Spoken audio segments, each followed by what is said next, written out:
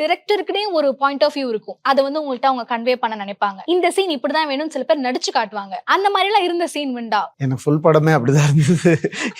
எல்லாமே எல்லா பெர்ஸ்பெக்டிவும் உடைச்சு விட்டுருக்காங்க அவங்க எனக்கு. சி ஐ திங்க் என்னன்னா ஒன்றும் இல்லை, we all have all perspectives. Dust பண்ணியிருக்காங்க அதை. இது இங்கேயும் கொஞ்சம் பாரு, கிளியர் பண்ணி தரேன் உனக்குன்னு சொல்லி பண்ணியிருக்காங்க, அவ்வளோதான். இல்லைன்னா அதை நம்ம புரிஞ்சிக்க முடியாதுல்ல.